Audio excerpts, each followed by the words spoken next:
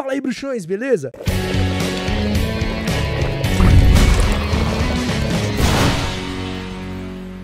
Tá chegando agora aqui no Caldeirão Furado? Então, ó, deixa de ser trouxa, se inscreva, ative as notificações pra você ficar por dentro de tudo que rola por aqui e não esquece que você pode se tornar um membro e assim ter acesso a benefícios exclusivos como selos que vão ao lado do seu nome, emojis pra você usar nos comentários aqui dos vídeos ou chats das lives, ou então você pode contribuir através do botão valeu e assim o seu comentário fica em destaque entre os demais. Eu prendi a varinha aqui, peraí, velho, olha o que eu consegui fazer, tá vendo? Eu prendi a varinha.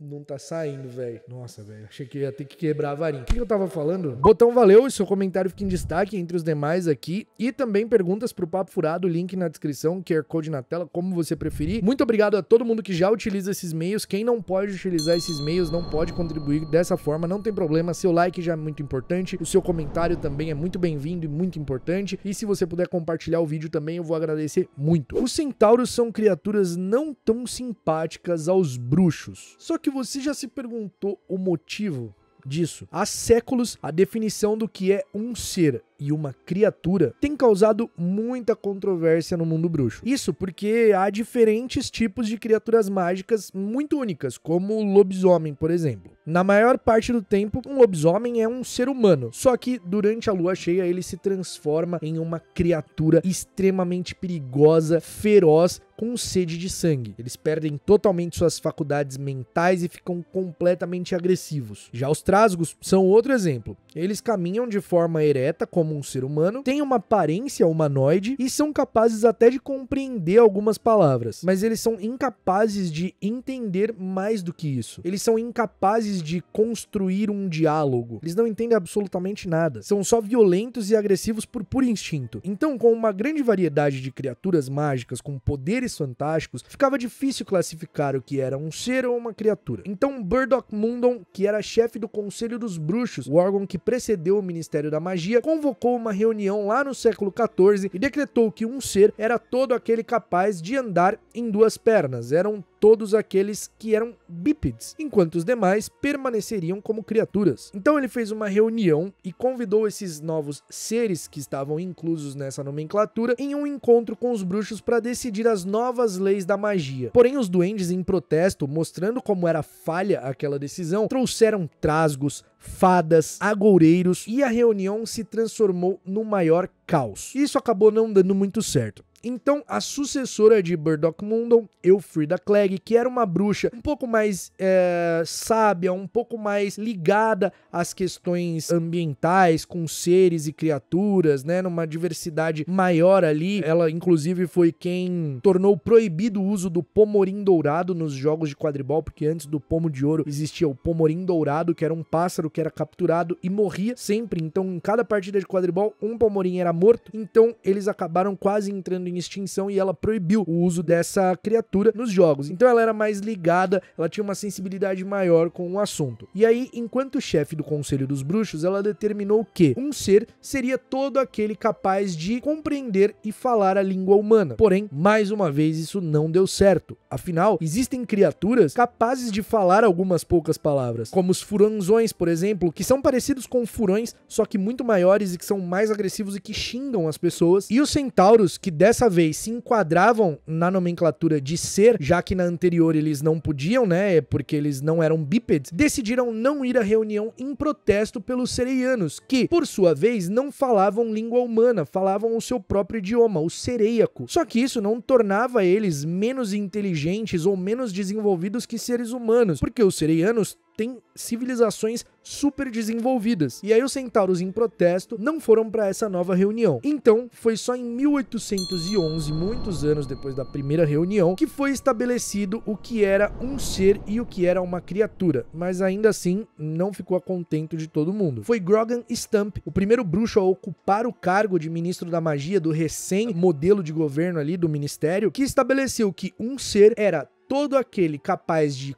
compreender e, portanto, seguir as leis da magia, o que parece ser bem razoável, certo? E uma criatura era toda aquela incapaz de compreender e, portanto, seguir tais leis. Dessa vez não teve nenhum problema com os Trasgos, porque eles foram classificados como criaturas e não estavam na reunião para decidir as novas leis do mundo bruxo. Do mundo bruxo em questão ali, daquele cenário, daquela região, não mundo bruxo num total. Os Trasgos foram interrogados, eles foram entrevistados e eles constataram que realmente eles eram classificados como criaturas, porque eles não conseguiam compreender. Os Sereianos foram convidados, obviamente, eles enviaram um intérprete, alguém que falava sereiaco, que podia passar a mensagem a eles, mas ainda assim ocorreram outros problemas. Embora os Sereianos tivessem um intérprete ali, eles e os centauros não ficaram nem um pouco satisfeitos de serem colocados na mesma categoria de vampiros e megeras. Vampiros que sugavam o sangue de pessoas e megeras conhecidas por se alimentar de carne humana, de criança. Megeras são aquelas bruxas de contos dos trouxas, sabe? Que come carne de criança, que cozinha criança, que atrai pra casa de doce. Então essas são as megeras. Elas realmente existem no mundo da magia, no mundo bruxo, no mundo de Harry Potter. E elas foram classificadas como seres nessa última reunião, porque elas tinham capacidade de entender e seguir as leis. Então, em protesto contra isso, os centauros e os sereianos exigiram ser classificados como criaturas e não como seres. Por isso, até hoje, eles são classificados como criaturas. Os centauros eram extremamente orgulhosos de sua espécie. Defendiam a sua honra, a sua tradição e a sua cultura acima de tudo. E eles resistiam a qualquer tentativa de interação com humanos, de ajudar humanos. Eles seguiam uma política completamente isolacionista. E isso fica bastante claro, é bem evidenciado quando o Agouro, um dos centauros que vivia na Floresta Proibida, fica completamente irritado por conta do Firenze ter dado uma carona pro Harry, ter levado o Harry, né, ter tirado o Harry do local que o Voldemort tava na Floresta Proibida. Ele até chama o Firenze de mula, falando que ele tava carregando um humano. Briga com ele por ele ter interferido em assuntos que não era dele. Então eles repudiavam qualquer relação com os humanos. Na floresta, eles respeitavam o Hagrid porque o Hagrid também os respeitava, mas eles não tinham uma relação de amizade ou de contato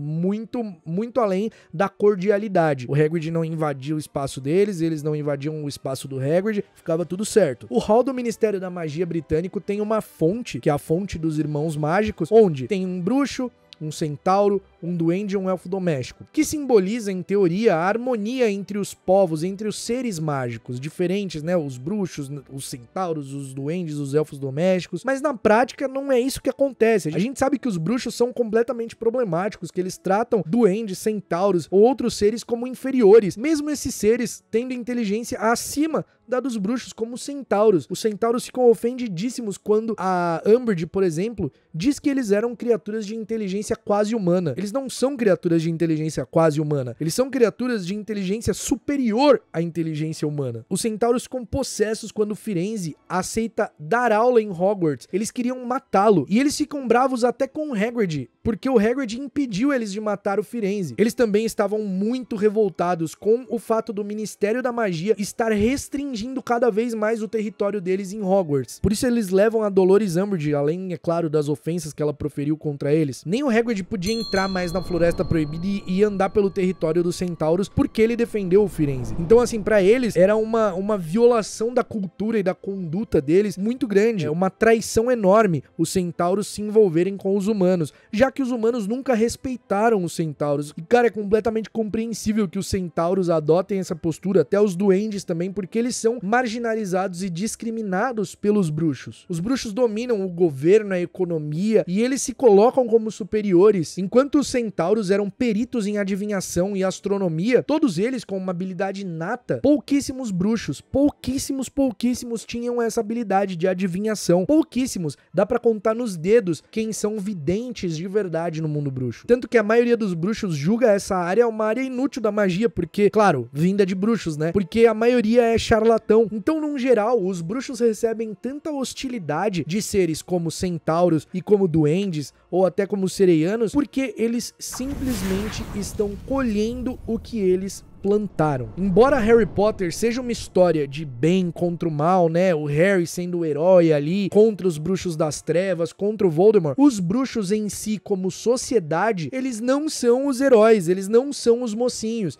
eles são problemáticos. Até o Ron, até a família Weasley defendem coisas como ter um elfo doméstico, sabe? Ter uma criatura que é escravizada. E a Hermione critica isso, porque o Ron representa aquele conforto cego, sabe? Que não é com ele, não atinge ele. Ter um elfo doméstico não atinge ele. Os duendes, ele tem os duendes como, não, os duendes mataram muitos bruxos, mas por que os duendes mataram muitos bruxos? Os duendes são até proibidos de usar varinha. Eles são proibidos por lei de usar varinha. Embora eles nem precisem, porque eles são capazes de fazer magia sem varinha. Inclusive, isso é algo que um bruxo precisa ser muito poderoso e estudar muito pra fazer. E todos os duendes são capazes de fazer. Então, os bruxos não são os mocinhos 100% mocinhos. Isso mostra que o universo de Harry Potter tem os mesmos problemas que o mundo real. E isso tá ali na história como uma alegoria, porque é uma crítica. Não deixa de ser uma crítica. Mas ainda assim, os centauros, durante a Segunda Guerra Bruxa ali na Batalha de Hogwarts, eles perceberam que aquela guerra que os bruxos estavam travando também era uma guerra deles, também impactaria eles de alguma forma. Então eles ajudam ali depois que o Hagrid tá carregando o corpo do Harry, né? Que o Harry tava vivo, não tava morto ali. Então o Hagrid até grita perguntando se os centauros estavam satisfeitos porque eles estavam neutros ali na situação. Só que